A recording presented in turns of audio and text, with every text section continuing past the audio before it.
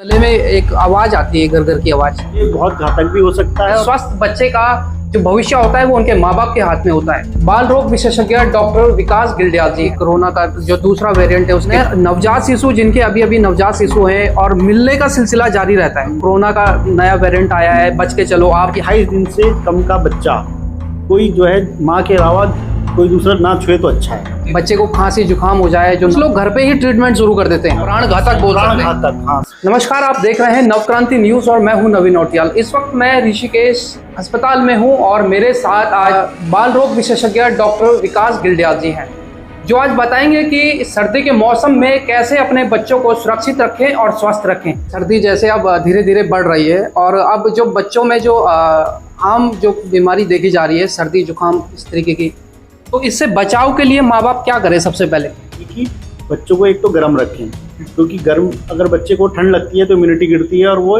Virus की चपेट में आ जाता है। तो सबसे महत्वपूर्ण तो यह है कि सर्दियों के सीज़न में बच्चे उन्हें सही पूरे कपड़े पहना के रखें, सिर ढक के रखें, बच्चों को गर्म रखें।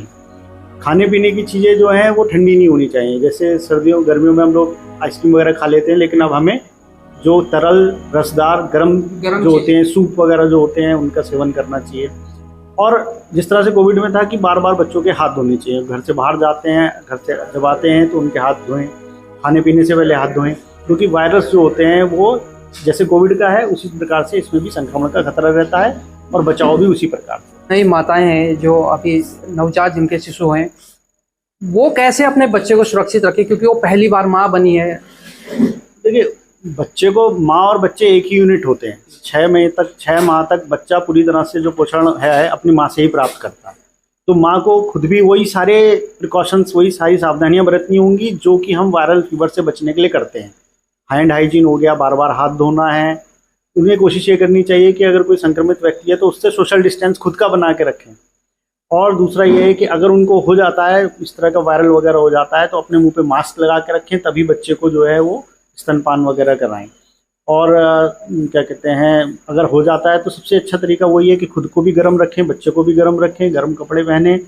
और अगर जो है गर्म पदार्थों का, तरल पदार्थों का, रसदार जो होती है चीज़ें जो गर्म होती हैं उनका सेवन करें। मास्क पहनेंगे, हाथ बार बार धोएंगे और गर्म रखेंगे शरीर को, ताकि इम्यूनिटी बनी रहे। आजकल हम ये भी कहते हैं कि जो बुजुर्ग लोग हैं या जो जिनको इस तरह के रिस्पायरेटरी की जैसे दमा वगैरह इस तरह के रहते हैं ना, इन लोगों को सुबह मॉर्निंग वॉक में नहीं जाना चाहिए। शाम को सुबह का अवॉइड करें, दिन के टाइम पे जाएं, क्योंकि जैसे गर्मियों में होता है वैसे हम सर्दियों में नहीं कर सकते। नहीं तो इससे बहुत जो है शरीर के जो फेफड़े और हृदय होता है उस पर बहुत जोर पड़ता है।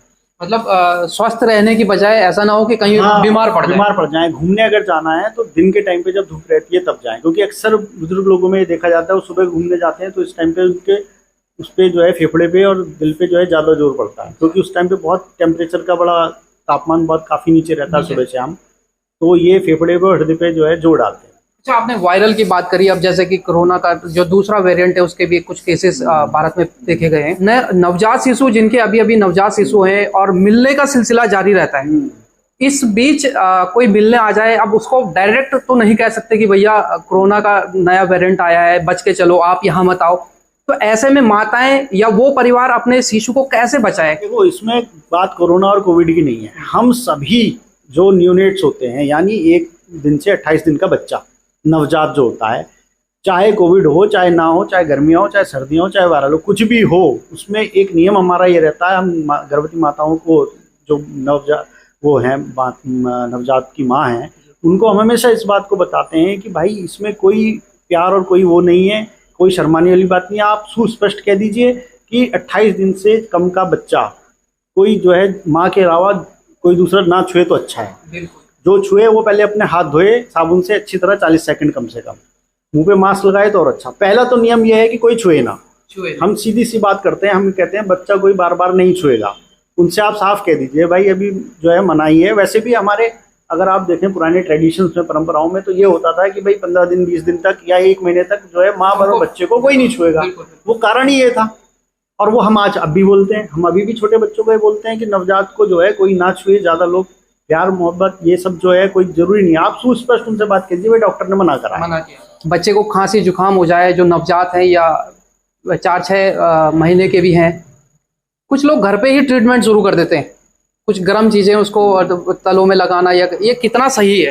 नहीं, अगर देखिए मामूली खांसी जुकाम है, बच्चा खेल रहा है, खा रहा है, कोई ऐसी दिक्कत और कुछ नहीं है, तो ऐसे में बहुत ज़्यादा हम लोग भी बहुत ज़्यादा दवाइयाँ नहीं देते हैं, तो हम लोग भी नहीं कहते हैं। लेकिन हाँ, अगर बच्चा जो है उसकी डेली एक्टिविटीज़ हिंडर हो रही हैं, रोज़मर्रा की, उसमें रात को ठीक से सो नहीं पा रहा है, खांसी की वजह से खाना पीना कम कर दिया है, सुस्त पड़ रहा है, खेलने की एक्टिविटी कम हो गई है, पढ़ाई नहीं कर पा रहा है, उसकी अगर रोज़मर्रा की दैनिक जीवन प्रभावित हो रहा है, तो आप उसे कुछ भी चीज़ देने से पहले, यहाँ तक कि घर का भी कुछ भी करने से पहले अच्छा होगा कि आप डॉक्टर को दिखाएं, क्योंकि कई बार आपको नहीं पता होता है कि क्या परेशानी हो रही है।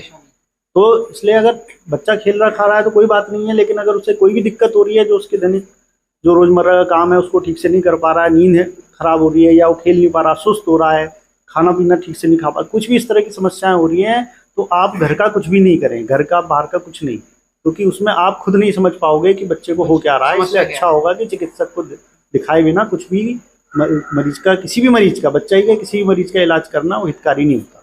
अक्सर कई बच्चों के साथ जो समस्याएं आती है, गले में एक आवाज आती है, घर घर की आवाज, उसको लेके कई लोगों में भ्रांतियां भी है कि ये सर्दियों में हो रहा है या फिर मामूली खांसी। ये कितना घातक भी हो सकता है? ये बहुत घातक भी हो सकता है और मामूली चीज भी हो सकती है, और उसका पता जो है आम लोगों को नहीं होता है। अगर आपको घर घर की आवाज़ आ रही है तो फिर मैं वही कहूँगा चिकित्सक से सलाह लें, क्योंकि ये मामूली सा घरघराहट जो है, ये एक लेरिंगोमलेशिया वगैरह इस तरह की जो बिनाइन या ना ऐसी साधारण चीज़ें हो सकती हैं, जो सामान्य चीज़ हो सकती है, जिसका कोई ऐसा कोई वो नहीं है। लेकिन यही घर घर की आवाज़ बहुत सीवियर निमोनिया का साइन भी हो सकता है।